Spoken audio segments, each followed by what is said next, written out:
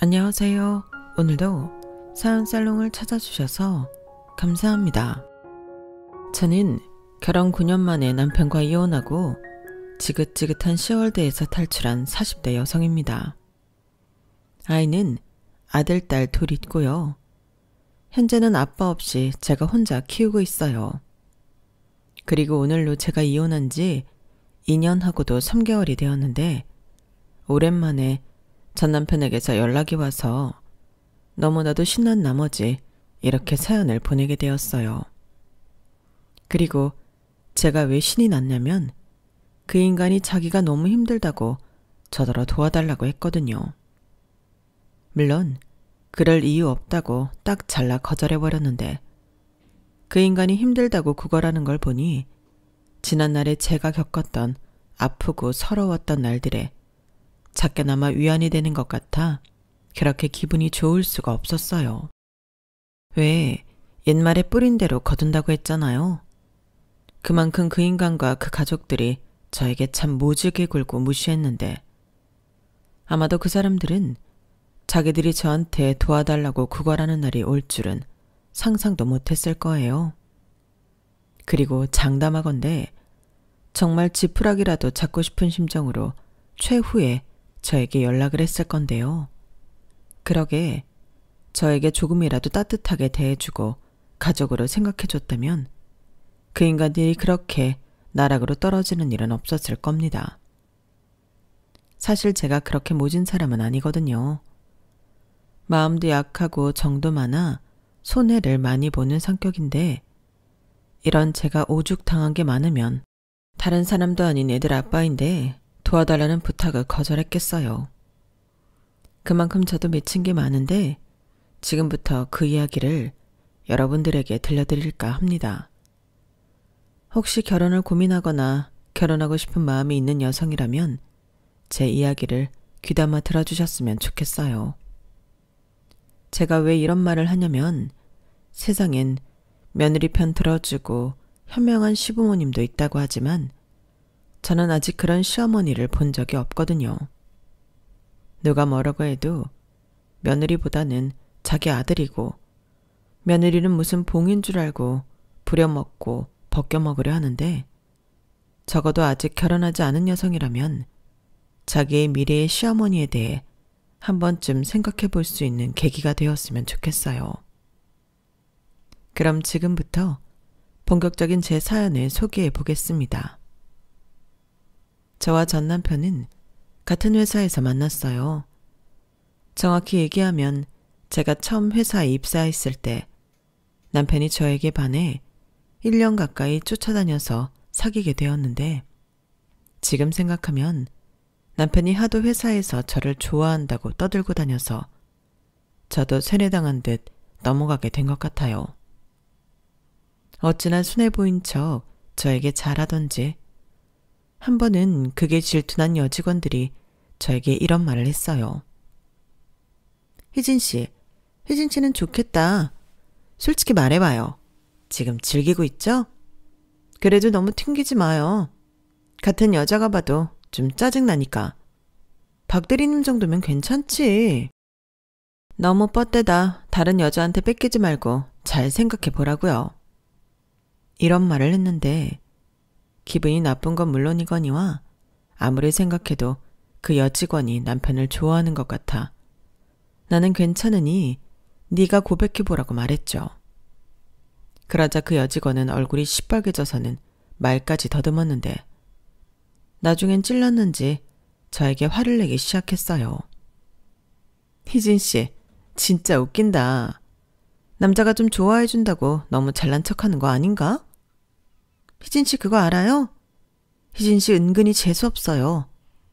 라며 저에게 악담을 하기 시작했는데 그냥 그때 그 여직원이 남편 놈을 저에게서 뺏어갔다면 얼마나 좋았을까? 결혼하고 그런 생각을 참 오래도록 했었네요. 하지만 그것도 인연이었던 건지 주변에서 하도 몰아가는 분위기에 저도 휩쓸려 남편을 만나게 되었는데 본인은 아니었지만 1년 넘게 제가 튕겼던 입장이라 저는 남편에게 약간의 미안한 마음이 있긴 했거든요. 그래서 몇 번 만나보고 아니다 싶으면 정리하자는 마음으로 가볍게 남편을 만나기 시작했는데요. 그런 제 마음도 모르고 좋아하는 남편의 모습에 저도 그만 마음이 약해져 버렸어요. 그 여자 직원의 말처럼 저도 마음속 한가운데서 남편의 애타는 모습을 보고 즐긴 것 같기도 하더라고요. 그래서 이런 저를 좋아해주는 남편에게 점점 마음이 기울기 시작했고 저희는 그렇게 정식으로 사내 커플이 되었어요. 그것도 마치 내일 당장 결혼이라도 할 것처럼 회사에서 유명한 커플이 되었는데 그렇게 연애를 시작해 4년을 만나고 제가 임신을 하게 되었어요. 저는 설마 했다가 임신 테스트기에 2주를 확인하고 머릿속이 하얗게 변했는데 연애 기간이 길었긴 했어도 그때는 결혼에 대한 이야기가 없었기 때문에 이걸 어떻게 해야 하나 바보처럼 혼자 끙끙 앓았어요. 그리고 떨리는 마음으로 남편에게 임신 사실을 이야기했는데 그때 남편도 당황한 듯 보이더라고요. 저는 솔직히 갑작스럽긴 해도 남편이 좋아했으면 좋겠다 생각했는데 그것도 제 욕심이었던 건지 저는 남편한테 처음으로 실망했어요. 하지만 이내 남편은 자기가 놀라서 그런 거라며 당장 결혼하자고 프로포즈를 했고 저는 시간을 좀 달라고 했는데 그때 고민을 정말 많이 했어요. 남편과 결혼하는 건 나쁠 것이 없었는데 어쩐지 순서가 바뀌어 꼭 아이 때문에 결혼을 하는 것처럼 느껴졌거든요. 그리고 주변에서도 그렇게 생각할 것 같아 그 점이 자존심이 상했는데 그래도 제 자존심 때문에 일을 그르칠 수는 없었어요. 서로 그동안 결혼 얘기는 딱히 오간 적이 없었다고 해도 저는 남편과 결혼을 염두하고 있었기 때문에 나름 남편과의 결혼에는 확신도 있었는데 남편이라면 가정을 꾸려도 충분히 좋은 남편이자 가장 그리고 아이의 아빠가 될 거라고 생각했거든요. 그래서 남편의 프로포즈에 그러자고 답했고 그렇게 결혼 준비에 들어가나 싶었는데 아무리 아이를 가졌다고 해도 결혼으로 가기까지 그 과정은 쉽지 않았어요. 뭐? 엄마가 생선 장사를 하셔? 그것도 아빠 없이 혼자? 어머나 세상에 내 아들이 어쩌다 그런 집 사위가 된다는 거야. 엄마 왜 말을 그렇게 해? 장모님이 생선 장사를 하는 게 뭐? 그게 이상한 일이야? 우리 생선 자주 사 먹고 좋아하잖아. 이게 지금 그거랑 같아? 갑자기 애부터 가져서는 너 솔직히 말해봐. 내 아들 발목 잡으려고 일부러 그랬지? 여보 진정해. 아무리 그래도 애를 여자 혼자 만드나? 우리 아들도 책임이 있지. 당신 지금 누구 편이야? 왜 여기서 제 편을 들어? 왜? 애 생겼다고 하니까 혹해? 막말로 그 애가 누구 애인지 어떻게 아냐고. 진짜 속상해 죽겠네. 나는 만나는 여자 있다고 하길래 누군가 했더니 고작 저런 집 딸이었어? 야골라. 이럴 줄 알았으면 지난번에 간호사 선짜리 들어왔을 때 보라고 할걸. 엄마 그만 좀 해. 내가 뭐 엄마 그런 자리 나가라고 하면 나가는 사람인 줄 알아? 그리고 네 맞아. 함부로 말하지 마. 그리고 나는 이미 희진이랑 우리 아이 책임질 각오가 되어 있고 엄마가 계속 이렇게 나오면 어쩔 수 없이 나는 내 사람을 지킬 수밖에 없어. 뭐야? 내 사람? 웃기고 자빠졌네. 너는 눈이 앞통수에 붙은 게 맞아? 도대체 뭘 보고? 다 보고. 희진이 진짜 좋은 사람이고 내가 첫눈에 반해서 쫓아다닌 사람이야. 그래서 엄마가 더 열받는다는 거야. 고작 저런 애한테 왜 네가 목을 매? 좋아하니까. 아무튼 난 허락받겠다는 거 아니고 우리 결심을 이야기하려고 온 거니까 엄마도 그만하고 우리 축복해줘. 그래야 더 잘 살지. 어? 저는 순간 목구멍까지 튀어나오는 많은 말들을 꾹꾹 참으며 그 자리에서 바보처럼 앉아 있었어요. 뒤집어 엎자니 이미 제 뱃속에는 아이가 있었고 무엇보다 애를 쓰고 있는 남편이 있었기에 선뜻 뭐라고 할 수가 없었는데 그때부터였죠. 저는 시어머니와 잘 지낼 마음이 없었는데요. 그래도 그때까지는 적어도 시아버님은 제대로 정신이 박힌 양반인 줄 알고 있었어요. 하지만 부부는 닮는다고. 나중에 보니 시어머니와 똑같은 사람이었는데 그때는 그것도 모르고 시어머니만 조심하면 괜찮겠다는 아니란 생각을 했었더랬죠. 그렇게 저는 조금은 서운한 마음으로 결혼 준비를 하게 되었는데요. 시어머니도 결국엔 당신 아들과 태어날 손주 때문에 저희 결혼을 허락하셨거든요. 하지만 좋아서 시키는 결혼이 아니라는 걸 강조하고 싶으셨던 건지 자기가 바란 며느리가 아니기 때문에 그 어떤 지원도 못 해주겠다고 선을 그으셨는데 사실은 쥐뿔 해줄 능력이 없으셨어요. 그건 나중에 결혼하고 나서 알게 되었는데 결혼 전에는 무슨 자기 집에 현금이 많다고 현금 부자라느니 시아버님이 대기업은 아니라도 임원이라 사장가도 같다며 거짓말을 하셨어요. 저도 뭐 눈치가 없는 사람은 아니라서 저 말들 중에 10%라도 진실이면 다행이라고는 생각했는데 10%는 고사하고 하나도 진실은 없었더라고요. 그러니까 해줄 능력이 없으면서 그걸 또 표내고 싶지 않아 말 같지 않은 소리를 하신 거고 뻔뻔하게도 예단은 받겠다고 저한테 예단 리스트라는 걸 적어주셨는데요. 그것들을 대충 견적을 뽑아보니 못해도 한 5천 정도는 나올 것 같더군요. 그때는 어이가 없어서 웃음밖에는 나오지 않았어요. 애당초 그런 예단할 마음도 없었지만 시어머니의 태도에 내가 얼마나 만만하면 저럴까. 나중엔 기분이 나빴어요. 그리고 만약 그때 남편이 정신이 나가서 저더러 그 예단들을 다 해와야 한다고 했다면 저는 미혼모가 될지언정 남편과는 결혼하지 않았을 텐데 남편은 저보다 더 흥분하며 난리 부리더라고요. 안 주면 안 받는 거지 무슨 계산이 이러냐며 그 리스트를 자기 손으로 찢었는데 그때는 제 속이 다 시원했어요. 그리고 그런 남편의 행동에 저는 더 남편을 믿을 수 있게 되었는데 저도 단순했죠. 사람 마음 바뀌는 건 한순간인데 제가 너무 순수했던 거예요. 게다가 그런 상황도 알지 못한 채 저희 친정엄마는 아무래도 딸을 시집 보내는 거고 혹여 제가 시집살이라도 하게 될까봐 어느 정도는 경제적인 지원을 해주고 싶다고 하셨는데요. 제가 됐다고 거절했죠. 그러면서 엄마에게는 우리 둘 다 그냥 가지고 있는 걸로 시작하기로 했고 양가 도움 받지 않는 걸로 합의 봤다고 진실 반 거짓 반 이야기를 했는데 저희 엄마는 그럼 비상금이라도 들고 있어. 결혼하면 은근히 돈 쓸 때가 많다. 너 애도 낳으면 회사도 어떻게 될지 모르잖아. 라며 제가 싫다고 하는데도 기어코 제 통장에 5천만 원을 입금해 주셨어요.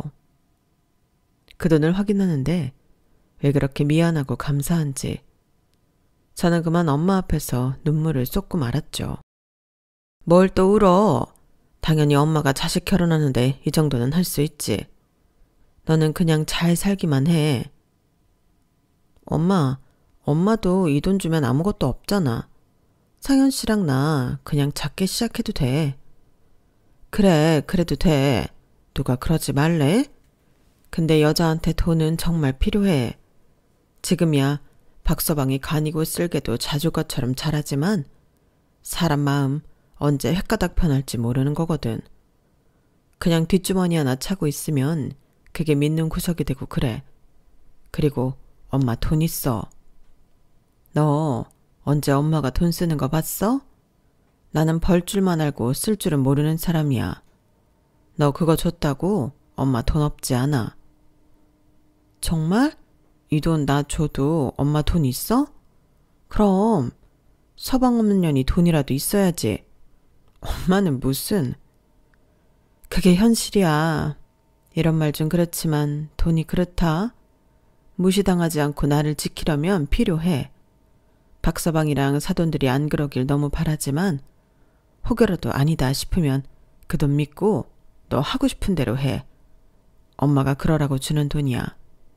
그리고 앞으로 엄마가 버는 돈도 다 너를 위해서 버는 돈이고. 됐어. 나는 엄마 돈 필요 없으니까 이제부터라도 돈 쓰는 재미로 살아. 아니다. 내가 매달 용돈도 주고 엄마한테 효도할게. 하요, 시집갈 때 되니 철든다고.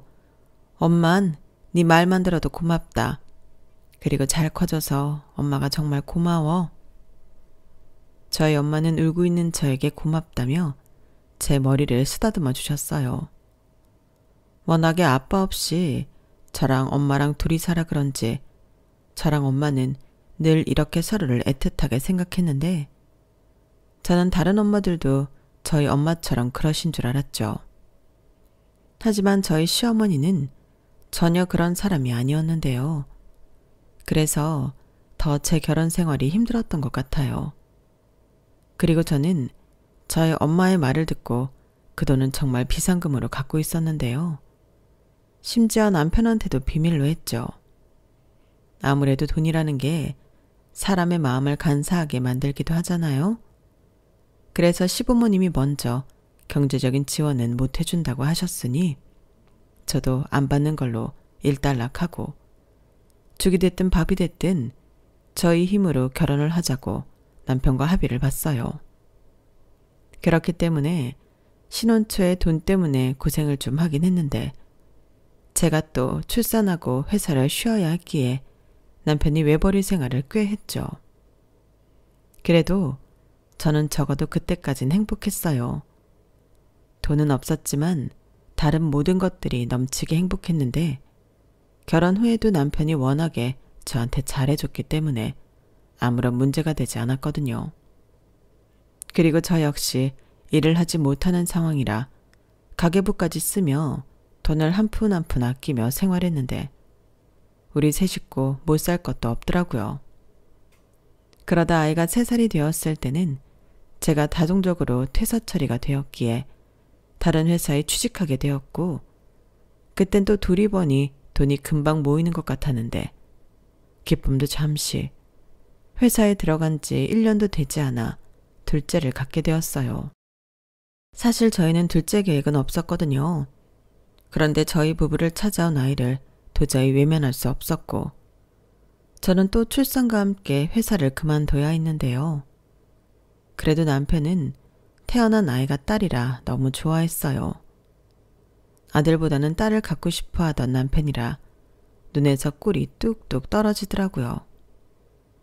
하지만 그런 좋은 시간도 잠시 둘째가 두 돌이 되어갈 쯤인가 남편은 예전 같진 않았는데 갑자기 그때부턴 저더러 며느리 노릇에 신경을 쓰라고 잔소리를 하기 시작하더군요. 마치 저를 자기 대신 효도를 하기 위해 결혼한 사람처럼 말을 기분 나쁘게 했는데 그땐 정말 깜짝 놀랐어요. 우리 엄마한테 전화했어?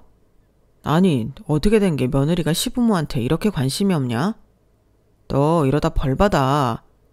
그러지 말고 내일은 전화도 하고 낮에 시간이 있을 때 애들 데리고 우리 집에 좀 다녀와. 거기 가서 집안일도 좀 돕고 며느리 도리를 좀 하라고 라며 전에 없이 저를 쪼기 시작했는데 처음 몇 번은 저 인간이 왜 저러나 하면서도 제가 사랑하는 남편이라 어느 정도는 맞춰주려고 애를 썼어요.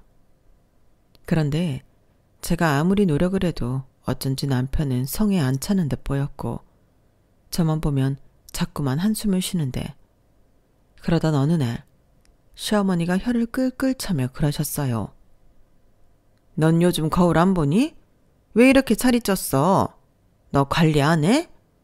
내가 남자라도 집에 와서 푹 퍼져 있는 너 보면 집에 들어오고 싶지 않겠다. 여자는 죽을 때까지 관리하는 거야. 아무리 살림하고 애 키운다고 해도 그거 다 핑계다. 라고 말씀하셨는데 애 둘을 키우는데 관리를 하라니 저는 시어머니의 말이 막무가내처럼 들렸어요.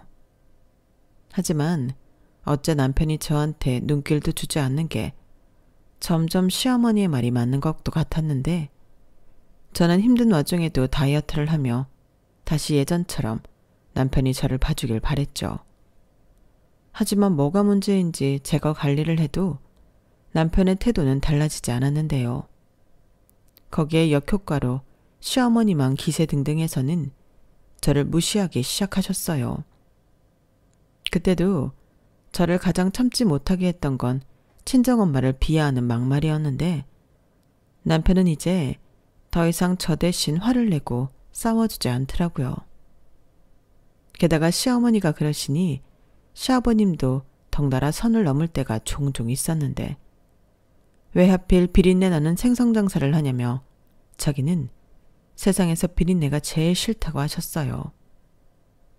저희 엄마가 차리면 보내주는 비싼 생선은 혼자 다 드시는 분이 저런 말씀을 하시니 저야말로 그런 시아버님이 싫었는데 당신이 내뱉은 말이니 저는 그 이후부터 시댁에 생선 선물이 가지 않도록 했어요.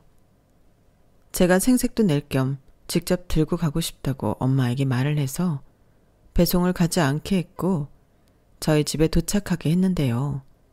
그 생선 저희 애들이 맛있게 먹었죠. 그런데 그 생선이 정말 입에서 살살 녹을 정도로 맛있었는데 저희 엄마의 마음까지도 고스란히 느껴지는 것 같았고 그런 저희 엄마의 성의를 무시했던 시부모님이 더욱더 미웠어요. 그리고 시어머니는 그나마 보내주던 생선도 안 보내는 거냐며 사람이 짜다느니 딸 시집 보내고 성의가 없다느니 또 저희 엄마 흉을 보셨는데 어차피 이러나 저러나 좋은 소리는 하지 않을 거라는 걸 알기에 대꾸도 하지 않았죠. 그러자 그 막말의 수위는 점점 높아졌는데 저희 엄마더러 초등학교는 졸업하셨냐는 등 낄낄거리셨어요. 저희 엄마가 생선 장사를 해도 중학교까지는 나오셨거든요. 그런데 저희 시부모님 모두 중학교 중퇴로 엄연히 따지면 국민학교 졸업이 최종 학력이셨는데요. 남들 앞에서는 각자 중졸 고졸 거짓말을 하셨는데 모든 사실을 아는 저로서는 너무 웃기는 상황이었죠. 그래서 저희 엄마 중학교까지 나오셨다며 중학교 이름도 말씀드렸는데 저더러 거짓말하지 말라고 하시더라고요. 정작 거짓말은 자기네들이 하고 다니면서 말이죠. 아무튼 이렇게 시부모님과 저는 사이가 단 한 번도 좋았던 적이 없었어요.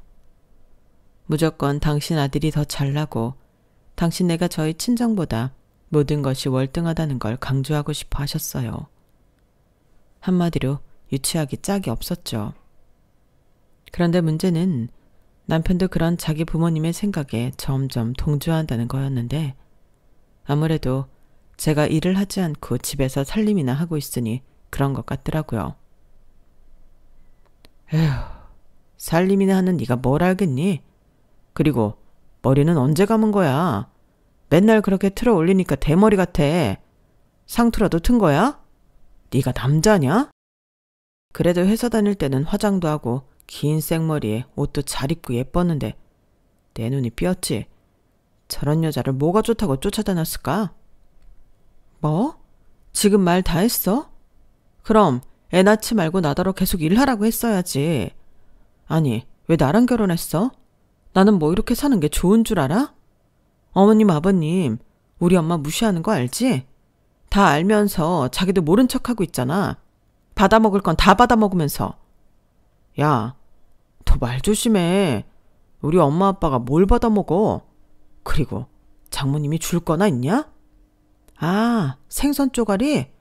이제 그나마 나 안 보내잖아. 아니, 생선 장사가 생선이 없어 그러겠냐? 아까우니까 그러겠지. 진짜 웃겨. 그럼 아깝지 안 아깝니? 한 번이라도 우리 엄마한테 고맙다고 한 적 있어? 그래서 내가 주지 말라고 했어. 그 덕에 우리 애들 좋은 고기 먹이고 나야 좋지? 정말 치사하다. 너 그렇게 살면 벌 받아. 천벌 받는다고. 그리고 나 아니면 누가 너를 데리고 사냐? 너야말로 나한테 잘해. 나 없으면 누가 밥 먹여주고 재워주냐? 저는 남편의 저런 말에 기분이 나빴어요. 당연하죠. 사람을 바보 취급하는데. 그것도 한때는 저를 그렇게 좋다고 쫓아다녔던 인간이 저러는데 너무 약이 올랐어요. 그리고 이제 둘째도 좀 컸겠다. 다시 일을 해야겠다고 결심했는데 남편은 저의 그런 결심에도 저를 깔보며 이렇게 말했어요. 네가 일을 한다고? 야, 됐다 그래. 요즘 너처럼 능력 없는 애 엄마를 누가 쓰냐? 같은 돈이면 젊고 예쁜 여자애를 뽑아 쓰지.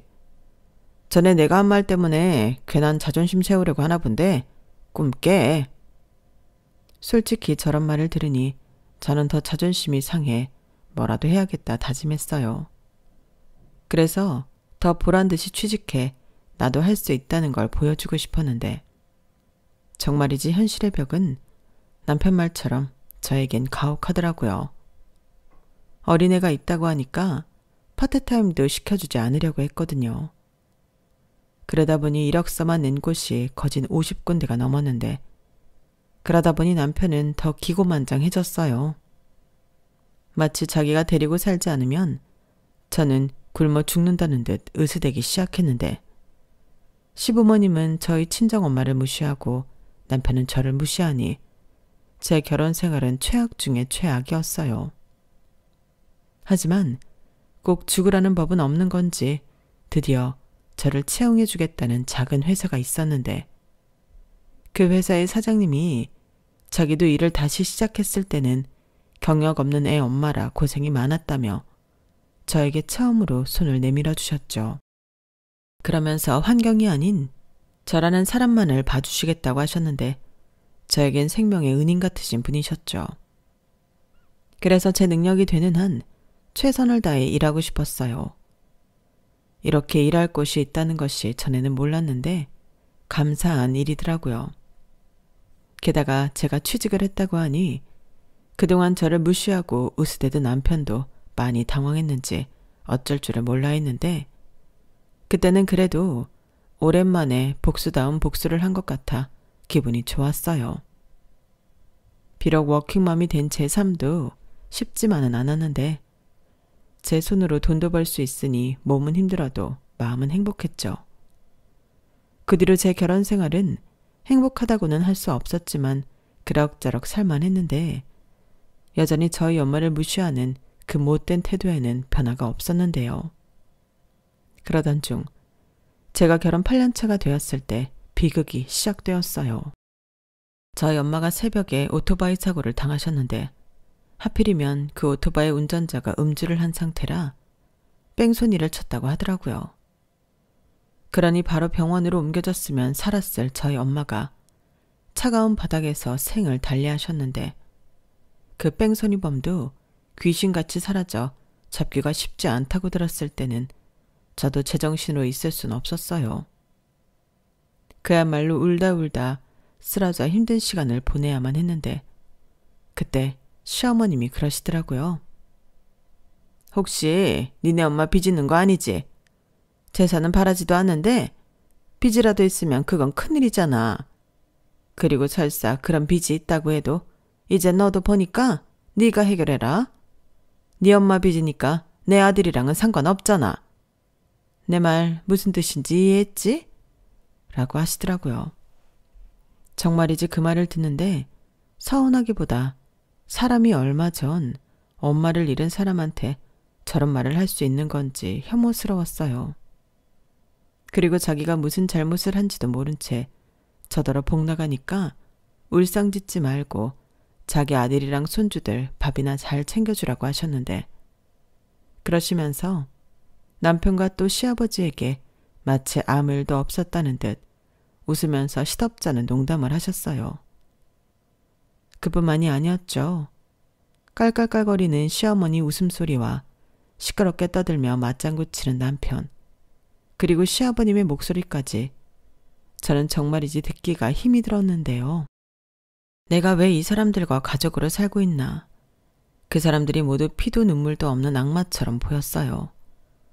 당연히 오만정이 다 떨어졌죠. 그리고 그때부터 사실상 이혼을 결심한 상태였는데 저도 몰랐던 의외의 상황이 저를 기다리고 있더군요. 저희 엄마의 장례를 치르고 정리하는 과정에서 저희 엄마에게 생각지도 못한 많은 재산이 있었다는 걸 알게 되었어요. 무려 월세가 꽤 나오는 건물까지 있었는데 이런 걸 왜 저한테까지 말씀을 하지 않으신 건지 너무 의아했어요.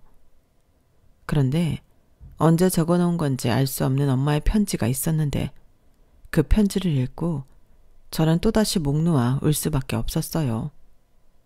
알고 보니 저희 엄마가 제 불행한 결혼 생활에 대해 다 알고 있었더라고요. 시어머니가 저희 엄마를 찾아와 행패를 부렸다고 했는데 그나마 주던 생선도 안 보내니 그걸 받고 싶어 가신 모양이었어요. 마치 맡겨놓은 것을 찾으러 온 사람처럼 왜 이렇게 사람이 염치가 없냐고, 자기들 주던 그깟 생선이 아까웠냐고 따진 듯 했는데 처음에 제게 다 무슨 말인가 하던 엄마는 시어머니가 말하는 본세를 보고 제가 한 말들도 있으니 대략의 상황을 눈치채셨던 것 같아요. 그리고 생선 장사나 하는 집 딸, 자기는 처음부터 싫었다며 자기 아들이 아깝다고, 제가 일부러 자기 아들 발목을 잡기 위해 임신을 했다는 듯 저희 엄마 가슴에 대못을 박으셨는데 저희 엄마는 억장이 무너졌을 텐데도 저에겐 아무 말도 하지 않으셨어요. 아마도 제가 더 상처받고 힘들어할 것을 걱정해 저희 엄마가 애끓는 심정으로 참았던 거겠죠. 그리고 그 이후부터 저를 위해 이런 재산을 모으셨다고 편지에 적어 놓으셨는데 거기에 더불어 저를 위해 이혼 변호사까지 알아보셨다 하더라고요. 그때 명함도 같이 있어서 저는 회사 월차를 내고 그 변호사님을 찾아가기도 했는데 변호사님이 엄마가 제 걱정이 많았다며 말씀을 하기 시작하셨어요. 그러면서 저희 엄마는 언제가 될지는 모르지만 제가 이혼을 하게 되면 도와주라고 하셨다고 했는데 그렇게 말씀하시면서도 제가 가능하면 잘 살길 바라셨다고 하셨어요. 이혼녀가 된 제가 힘들까봐 그 걱정도 많았다 하더라고요. 거기에 당신이 언제가 될지 모르지만 죽게 되면 유산 정리까지 변호사님에게 위임한 상태라고 하셨는데요. 그래서 조만간 엄마 때문에 저에게 연락을 할 생각이라고 하셨어요. 모든 서류를 준비하느라 시간이 좀 걸렸다고 하셨어요. 그런데 제가 이렇게 먼저 알고 찾아올 줄은 몰랐다며 저희 엄마의 사고에 깊은 유감을 표현하셨는데 한 입을 덮고 살던 남편보다 낫더라고요. 그리고 저는 갑자기 엄마의 유산 상속을 받으며 졸지에 돈방석에 앉게 되었는데요. 어차피 할 이혼이었지만 이렇게 된 거 복수는 제대로 하고 싶었어요. 그래서 일부러 친정 엄마에게 받은 유산 서류를 남편한테 흘렸고 남편은 무심코 서류를 보다 저희 엄마가 건물주였다는 사실을 알게 되었는데요. 어찌나 놀라던지 무슨 로또 1등이라도 된 사람처럼 이게 사실이냐고 물었어요. 그래서 일부러 야구를 하고 아무 말도 하지 않고 그 서류만 남편 속에서 낚아채웠는데 그러자 남편은 안달이 났는지 왜 대답을 하지 않냐며 화를 냈고 저는 눈을 흘기며 말했어요. 관심 꺼. 우리 엄마 건물이야. 야, 어떻게 관심을 꺼. 장모님 건물이면 이제 상속받았으니까 네 거잖아. 그리고 우리는 부부니까 우리 거지. 우리 거? 그렇게 우리 엄마 무시하더니 이젠 우리 거? 꿈 깨. 치사하다. 왜? 건물 생기고 돈 생기니까 이젠 눈에 뵈는 게 없냐? 그동안 내가 너 먹여주고 재워준 거 잊었어? 이제 너도 도리를 해야지. 우리 엄마 아빠가 살면 얼마나 살겠냐? 이참에 효도 좀 하자. 효도 같은 소리 하네. 그리고 내가 거지야? 뭘 먹여주고 재워줘. 나는 뭐 놀았냐? 나도 살림하고 네 새끼 낳아서 키웠어. 애는 뭐 그냥 크는 줄 알아? 아쭈, 너 많이 컸다. 이제 돈 있으니까 무서운 게 없냐? 왜? 이참에 이혼하자고 하지. 못할까봐? 말 나온 김에 이혼하든가. 나는 이제 돈도 있고 직업도 있어서 아쉬울 게 없네. 뭐? 남편은 제 당당한 태도에 많이 당황한 듯 보였어요. 그리고 제가 이렇게 나올 줄은 몰랐는지 꿀먹은 벙어리가 되었는데 그 이후로 이혼 소리는 쏙 들어갔어요. 그런데 이 인간이 자꾸만 저희 엄마의 유산이 생각이 났는지 자기 집에 이야기를 했던 것 같은데 어느 날 시어머니가 전에 없던 친절하고 상냥한 목소리로 저에게 연락을 하시더라고요.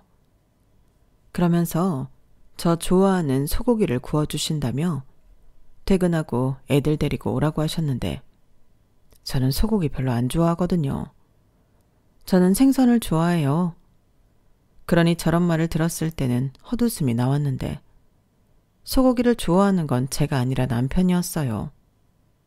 그래서 저는 생선 좋아하니 회를 떠달라고 했는데요. 그러자 당황하신 시어머니는 너는 평생 생선만 봤을 건데 또 무슨 생선을 좋아하냐고 하시면서 그럼 회를 준비하겠다고 집에 오라고 하셨어요. 목소리만 들어봐도 벌써 남편한테 저희 엄마 유산에 대해 들은 것 같더라고요. 그래서 알겠다고 퇴근하고 넘어가겠다고 했는데 도착하니 남편도 벌써 도착해 시아버님과 이야기를 나누고 있었어요. 그리고 저를 보자 시어머니가 어서 오라며 너무 티가 나게 잘해주셨는데 저녁상도 아주 푸짐하게 차렸더군요. 그리고 그 음식들을 다 먹고 차까지 내어주시며 본격적인 이야기를 시작하게 됐는데요. 시아버님이 회사를 그만두시기로 했다며 포문을 열었어요. 아니, 멀쩡하게 다니고 있던 회사를 왜 그만두시는 건지 제가 여쭤봤는데 시아버님이 그러시더라고요. 이제 나도 나이가 있고 회사 생활도 힘들지. 그렇다고 쉴 수야 있겠니? 그래서 하는 말인데 너 안싸돈이 남긴 건물 있다며 내가 그 건물 월세 관리를 해줄 테니 나한테 월급 줘라. 네? 월급이요? 그래. 내가 회계 업무도 좀 해서 잘 알거든. 거기에서 나오는 월세랑 관리비 같은 거 내가 관리해 줄게. 그 정도면 재택근무하면서 충분히 할 수 있고 너도 가족이 도와주니 믿을 수 있어 좋잖아. 그럼 월급을 얼마나 생각하시는데요? 200만 원 정도 드리면 될까요? 얘는 나는 고급 인력이다. 한 500은 줘야지. 500이요? 말도 안 돼요. 출근도 안 하시고 재택근무 하신다면서 그렇게 많이 달라고요? 죄송하지만 그건 어려울 것 같아요. 솔직히 월세 관리는 따로 필요 없거든요. 이미 저희 엄마 계좌로 들어오는 월세 제 앞으로 돌려놨고 필요하면 회계사님 도움도 받으니까 구태여 힘들게 고생하실 필요 없으세요. 만약 일자리가 필요하신 거면 마침 주차 관리 해주실 분이 필요한데 그 자리는 어떠세요? 월급은 250만 원 정도 드릴 수 있어요. 뭐야? 250만 원? 그리고 나더러 지금 주차 요원이나 하라는 거냐? 그래, 너는 어떻게 시아버지한테 그딴 하찮은 일을 시킬 수 있어? 그딴 일은 다른 사람한테 시켜. 며느리가 건물주인데 어떻게 시아버지가 주차 요원이야? 왜? 직업에 무슨 귀천이 있다고 지금 그 자리도 하고 싶으신 분들 많아요. 아버님 연세에는 아파트 경비도 경쟁률이 장난이 아니라고요. 야, 너 진짜 이럴 거야? 너 일부러 그러는 거지? 그동안 당한 거 복수한다고. 어머, 그렇게 느꼈어? 나는 호의를 베푼 건데. 그렇게 느꼈다면 미안하네. 아버님도 그렇게 느끼셨다면 죄송해요. 하지만 월세 관리는 정말 필요 없어요. 돈 관리는 본인인 제가 해야죠. 저는 자꾸만 입꼬리가 올라가는 걸 겨우 참으며 내일 출근해야 해서 이만 일어나겠다고 자리를 떴어요. 그러자 남편은 어떻게 자기 부모한테 그렇게 싸가지 없이 굴 수가 있냐고 계속 저한테 뭐라고 했는데 너도 우리 엄마한테 싸가지 없게 굴지 않았냐고 똑같이 맞받아 쳤어요. 그러자 남편이 자기가 언제 그랬냐고 사람 모함하지 말라고 열을 냈는데 사실 그 말도 맞긴 했죠. 남편은 결혼하고 거의 저희 친정에 가지 않았고 심지어 용돈 한 번 드린 적이 없었는데 처갓집에 가면 비린내가 나고 저희 엄마가 저희 집에라도 온다고 하면 정색을 하고 싫어했는데 제 입장에서는 그런 행동들도 모두 장모에게 예의 없고 싸가지 없는 행동이라고 생각했어요. 사실 맞잖아요. 하지만 남편은 제가 자기를 모함했다며 정색을 했고, 제가 시중에 돈이 생기니 사람이 180도 바뀌었다며 저를 비난하기 시작했는데, 그냥 자기가 시키는 대로 하라며 시아버님에게 용돈으로 매달 500만 원씩 입금해 드리라고 하더라고요. 정말 말도 안 되는 소리였죠. 500이 무슨 남의 집 애완견 이름도 아니고 말이 되는 소리를 하라고 남편의 말을 딱 잘라버렸는데, 남편은 분명 화가 머리 꼭대기까지 났을 텐데도 참는 것 같았어요. 친정엄마 말대로 돈이 좋긴 하더라고요. 그리고 그 일은 거기서 더 번지지 않고 일단락이 되었는데, 문제는 시댁의 생활비였어요. 시아버님의 수입이 사라졌으니 돈 나올 구멍이 없어졌잖아요. 그래도 뭐 아들인 남편이 알아서 할 거라고 생각했는데, 저희 집은 남편이 생활비 말고는 자기 돈을 자기가 관리하고 있었거든요. 그러니 저는 알 필요가 없다고 생각했는데, 그 이후부터 또 다른 문제가 생겨났어요. 어머님이 원래도 돈이 필요하시면 여기저기서 돈을 자주 끌어 다니셨던 모양이더라고요. 물론 그때는 돈을 빌리면 갚고 해서 문제가 될 게 없었는데, 생활비가 부족해 돈을 꾸셨으니 그 돈을 갚기가 어려웠던 거겠죠. 그리고 제가 시댁에 다녀오고 반년 정도 지났을 때였는데, 시어머니의 친구라면서 어떤 분이 저를 찾아 제가 다니고 있는 회사까지 찾아오셨어요. 한마디로 시어머니가 빌린 돈을 저더러 갚으라고 하더라고요. 뭐라고요? 저희 시어머니가 빌려간 돈을 저더러 갚으라고요? 그래, 시어머니가 빌렸으면 며느리가 갚아야지. 유산도 많이 받았다며? 건물도 있고. 그럼 내 돈 정도는 당장 갚아줄 수 있잖아. 나 그 돈 우리의 학비야. 하도 급하다고 난리 부르스를 쳐서 빌려줬더니 이러면 어떡해? 아니, 죄송하지만 그 얘기를 왜 저한테 하시냐고요. 제가 빌린 게 아니잖아요. 뭐야? 그 옆에 내가 며느리가 갚아주기로 했다고 기다리라고 했는데 이제 와서 딴소리야? 제가 갚아주기로 했다고요? 그래. 그래서 내가 여기 찾아왔잖아. 이봐봐. 그쪽 명함 아니야? 그 옆에 내가 자기 며느리 여기 회사 다니고 있고 건물 주소까지 알려주면서 건물도 보여줬어. 저는 그분의 말을 듣고 이건 또 무슨 헛소리인가. 머리가 아파왔어요. 그러니까 시어머니가 저를 팔고 돈을 빌려 쓰셨다는 건데, 그분 말에 의하면 제가 다 책임져 줄 거라고 했다 하더라고요. 그러면서 자기 말고도 10명 넘게 있다며 다들 여기 찾아올 거라고 했는데, 저는 그 말이 더 무서웠어요. 그래서 그분 있는 자리에서 시어머니에게 바로 전화를 걸었고, 이게 다 무슨 소리냐며 내가 왜 빌리지도 않은 돈을 책임지냐고 소리치며 말했는데요. 그러자 조금 놀라는 듯 하더니 이내 아, 시끄러워. 너는 무슨 고작 이런 일로 어른한테 소리를 지르니? 너 돈 많잖아. 그냥 네가 좀 갚아라. 라며 뻔뻔하게 나오셨어요. 그러면서 제가 하도 싸가지가 없어서 그랬다며 자긴 전혀 불편하지 않다고 하시는데, 그게 시작이었어요. 그분 말고도 다른 분들도 저를 찾아 회사로 돈 달라고 찾아오셨는데, 창피한 건 물론이고 도대체 얼마나 많은 돈을 저를 팔고 빌려 쓰신 건지 그걸 알려면 그 창피를 감수할 수밖에 없었어요. 그리고 남편 역시 제가 500씩 용돈을 드렸으면 이럴 일이 없다고 제가 제 무덤을 판 거라며 그 돈을 다 갚아주라고 했는데, 거진 다 합쳐보니 원금만 7, 8천만 원이 되더라고요. 이자까지 하면 1억이 넘었는데, 제가 아무리 친정엄마에게 많은 돈을 상속받았다고 해도 그 돈을 갚아줘야 할 이유는 없었어요.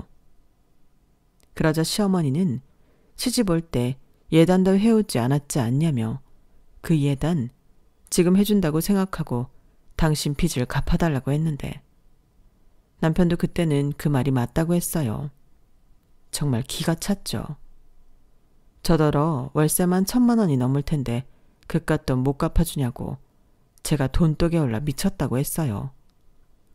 그 말을 듣는데 이젠 때가 되었다고 생각됐고 이보다 확실한 이혼 사유가 또 있을까 싶어 남편에게 이혼 서류를 내밀었는데요. 나는 이렇게는 도저히 못 산다고 도장을 찍으라고 했어요. 그러자 남편은 코웃음을 치며 네가 먼저 하자고 했으니까 위자료 내놔. 그 건물의 절반 정도면 되겠네. 라고 했는데 지금 생각해보면 이 인간은 제가 친정 엄마에게서 건물을 상속받았을 때 처음부터 이럴 생각이었던 것 같았어요. 자기는 이혼 소리하지 않고 기다렸다가 제가 이혼하자고 하면 그 책임을 저한테 떠밀면서 제가 가진 걸 위자료랍시고 뺏어갈 심상이었는데 어이가 없었죠. 정말 그게 말이 되는 소리라고 생각해? 무식한 거야? 아니면 날 바보로 하는 거야? 내가 이혼하자고 해서 그 책임이 나한테 있다고? 그럼 나한테 있어? 내가 바람이 났어? 도박을 했어? 너를 때렸어? 나는 가정을 지키고 싶었어. 근데 네가 이렇게는 못 살겠다며. 못 살겠구니까 그렇지. 내가 상속받기 전부터 나를 무시하고 괄시했잖아. 그리고 이건 그냥 불쌍해서 알려주는 건데 상속받은 재산은 재산 분할에도 안 들어가고 위자료로 청구할 수 없어. 법이 그래. 뭐? 법? 저는 평상시 갖고 있던 변호사님 명함을 그 인간 앞에 던졌어요. 내 변호사인데 궁금하면 전화해서 물어보라고요. 그리고 일주일 안에 도장 안 찍으면 나는 그냥 소송할 거고 나야말로 받을 수 있는 건 다 받을 거라고 큰 소리를 쳤는데 어찌나 속이 시원하고 후련한지 그동안 참고 기다린 보람이 있었어요. 사실 더 큰 거 하나만 터져라 하고 기다리고 있었거든요. 그리고 그런 저의 기대를 저버리지 않는 남편과 시부모님이었는데 남편은 벌써 변호사까지 만나고 다녔냐며 이젠 저더러 이혼하고 싶어 이런 상황까지 만들었냐며 개소리를 하기 시작했어요. 이런 상황은 제가 아니라 자기 엄마가 만든 건데 말이죠. 그래서 헛소리 그만하고 애들은 내가 키울 거니 양육비 줄 계산이나 똑바로 하고 있으라고 말한 뒤 짐을 싸서 애들과 나왔는데 애들은 무서워했지만 아빠보다는 엄마를 따랐기에 순순하게 저를 따라 집을 나왔어요. 다행히 엄마 집이 그래도 있어 그 집으로 갔는데 뭔가 씁쓸한 기분이 들었죠. 제가 잘 살기만을 바라던 엄마였는데 이렇게 이혼을 하게 되어 엄마 집에 돌아오니 새삼 너무 미안한 마음이었는데 그 사이 그 인간은 사실 파악이 되었는지 태도를 바꿔 잘못했다고 빌기 시작했어요. 분명 제가 알고 있던 법상식이 맞다는 걸 확인했겠죠.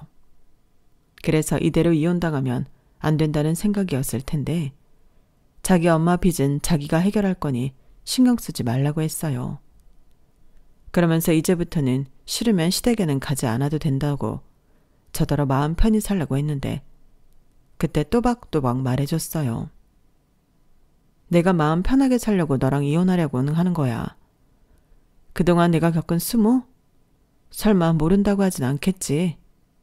그리고 그렇게 무시하던 우리 엄마 재산인데 그 돈은 왜 탐이 날까? 정말 양심도 없다. 그 돈 네가 싫어하는 비린내 나는 생선 팔아서 우리 엄마가 모으고 장만한 거야. 아, 니네 엄마가 우리 엄마한테 찾아가서 행패 부린 건 알고 있니? 사람이 얼마나 못 배웠으면 그래? 나는 이미 오래전부터 정 떨어졌고 이혼할 생각이었어. 내가 어떻게 너랑 너희 부모 같은 사람을 용서할 수 있겠어? 그러니까 괜히 힘 빼지 말고 선택이나 잘해. 이렇게 말해줬는데요. 그러자 남편은 무릎까지 꿇고 빌기 시작했어요. 자기가 잠깐 정신이 나갔었다며 자기는 저 없으면 못 산다고 했는데 결국 저는 협의 이혼이 아닌 소송을 하게 되었어요. 어찌나 많은 일들을 겪었는지 증거가 될 문자도 많고 증인도 많았는데 저한테 돈 받으러 오신 분들이 기꺼이 증인이 되어 주겠다고 하더라고요. 그동안 며느리에 대해서 어떻게 말하고 떠들고 다녔는지 증언해 주셨는데 그 말을 듣고 있으니 남편이 고개를 들지 못하더라고요. 이렇듯 남편 쪽은 누가 편을 들어줘도 이상할 정도로 명분이 없었는데 결과는 당연히 저의 승리였죠. 양육권까지 모두 제가 다 가져오게 되었는데 남편은 위자료는 물론이고 매달 양육비로 180만 원씩 저에게 보내야 했어요. 그 사실을 알았는지 시어머니가 난리를 치긴 했지만 법이 내린 결과를 뒤집을 수는 없었죠. 그리고 제가 고마운 마음에 시어머니에게 돈을 빌려주신 모든 분들에게 어떻게 하면 시어머니에게서 돈을 돌려받을 수 있을지 그 방법을 알려드렸는데 집단 고소를 하실 수 있도록 변호사님을 소개해드렸어요. 그러자 남편은 꼭 그렇게까지 했어야 했냐며 저더러 너무하다고 눈물까지 보였는데 오만 정이 떨어져서인지 울고 있는 남편이 하나도 불쌍해 보이지 않더라고요. 참고로 저는 위자료로 3천만 원을 받게 되었는데 남편은 그 돈도 지금 당장은 없다며 돈 받고 싶으면 우선 시어머니 빚부터 저더러 갚아달라고 하더라고요. 아니, 돈도 못 받는 입장에서 돈을 갚아줄 바보가 어디 있나요? 그래서 헛소리 좀 그만하라고 네가 나한테 돈을 못 주면 나는 법으로 받으면 그만이라고 남편 회사 월급에 압류 신청을 걸었는데 시어머니가 찾아와서 빌기 시작했어요. 자기 아들 인생 완전히 쫑나게 생겼다며 한 번만 봐달라고 했는데 집단 고소로 시어머니는 살던 아파트까지 팔게 생겼다 하더라고요. 수입이라고는 당신 아들이 버는 그 월급이 다인데 제가 압류까지 걸었으니 자기들 모두 죽으라고 하는 거라며 자기가 잘못했다고 자기 아들은 건드리지 말라고 했는데 고작 이렇게 저를 찾아와서 빌 것을 왜 그렇게 하셨냐고 저는 시어머니에게 그럴 수는 없다고 매정하게 말했는데 그러자 쌍욕을 하기 시작하셨죠. 야 이년아, 너는 악마야. 어떻게 우리한테 이럴 수가 있냐? 네 엄마가 하늘에서 너 잘한다고 하겠다. 상속받아서 돈도 많은 년이 왜 이렇게 모질어? 내가 그렇게 죽을 죄를 졌냐? 죽을 죄? 졌죠. 우리 엄마 찾아가서 대못 박았잖아요. 아니 그건 무슨 거지근성이야? 줄 때 고맙다고 받아 먹으면 되지. 싫다고 해서 안 줬더니 안 준다고 가서 행패를 부렸어요? 그게 무슨 소리야? 나는 하나도 못 알아듣겠네. 왜 못 알아들어요? 우리 엄마 찾아갔잖아. 그야 잘 지내고 계시나 안부차? 안부? 저더러 어머니 아들 발목 잡으려고 일부러 임신했다고 하셨잖아요. 그런 것도 안부에 해당되나요? 네가 그걸 네 엄마가 너한테 말했니? 그 옆에네. 내가 말하지 말라고 했는데 그 말을 기어코 너한테 했구나. 이제야 알겠다. 네가 왜 나를 그렇게 미워했는지. 그래, 내가 했다. 약이 올라서 참을 수가 있어야지. 솔직히 네가 어디 가서 내세울 수 있는 조건은 아니잖아. 그래요. 그래서 이제라도 어머니 아들이랑 헤어지려고요. 그러니까 더 이상 구차하게 빌붙지 말아요. 길바닥에 나앉았던 빚쟁이한테 쫓겨 살던 나랑 상관없으니까. 저게 정말? 야! 시어머니는 저렇게 아무 말도 하지 못하고 그 자리에서 털썩 주저앉았어요. 지푸라기라도 잡고 싶은 심정으로 저를 찾아왔겠지만 자기야말로 염치가 있으면 저를 찾아오면 안 되는 거였어요. 그리고 저는 이후로는 연락처 바꾸고 다니고 있던 회사도 그만두게 되었는데 더 이상의 민폐는 끼치고 싶지 않았거든요. 그리고 엄마가 남겨준 건물 관리를 하며 현재까지 두 아들을 잘 키우고 있는데 아이들이 엄마가 힘든 모습을 많이 봐서 그런지 참 잘 커지고 있어요. 남매가 사이가 어찌가 좋은지 동네에서도 칭찬이 자자한데 제가 너무 고맙더라고요. 그래서 남은 인생은 저희 아이들을 위해 살아갈 생각인데요. 저희 아이들은 어디 가서 무시당하지 않도록 잘 키울 생각입니다. 사실 저희 엄마가 남겨준 유산이 아니었다면 여기까지 오지도 못했을 일인데 그러니 어쩌면 남은 제 인생은 또 저희 엄마 도움으로 사는 것과 다르지 않다고 할 수 있겠죠. 그러니 하늘에 계신 엄마를 위해서라도 최선을 다해 아이들과 행복하게 살고 싶은 바람인데 제 연락처를 어떻게 알았는지 전 남편이 연락해 자기 처지를 구구절절히 설명하며 도와달라고 하니 더 통쾌했어요. 저는 잘 살고 있는데 그 인간은 그게 아니라는 게 눈으로 보이니까 너무 신이 나더라고요. 그리고 처음 마음 그대로 저와 아이들을 사랑하고 또 지켜줬다면 적어도 그렇게는 살지 않아도 되었을 텐데 부디 아주 오랫동안 후회하며 살았으면 좋겠어요. 인간이 그동안 고생을 많이 하긴 했는지 살이 아주 쏙 빠졌더라고요. 그래도 애들 아빠인데 저런 모습을 보니 마음이 안 좋긴 했는데 자기가 자처해서 만든 일 자기가 알아서 수습하고 살길 바랄 뿐입니다. 거기에 더불어 밀린 양육비도 빨리 해결해 줬으면 좋겠는데 그건 쉽지 않을 것 같네요. 그래도 상관없어요. 그냥 그 인간이 힘들게 산다는 것만으로도 저는 만족하거든요. 부디 쭉 그렇게 계속 힘들게 살길 바라며 저는 이만 글을 줄일까 합니다. 쓰다 보니 글이 많이 길어졌는데 제 긴 글 읽어주시고 들어주셔서 대단히 감사드립니다. 항상 건강 잘 챙기시고요. 매일매일 신나고 즐거운 일만 가득하시길 진심으로 바라겠습니다. 그럼 안녕히 계세요. 여러분, 사연 댓글에 응원과 현명한 조언 부탁드려요. 좋아요와 구독은 저에게 큰 힘이 됩니다. 오늘도 좋은 일 가득하세요.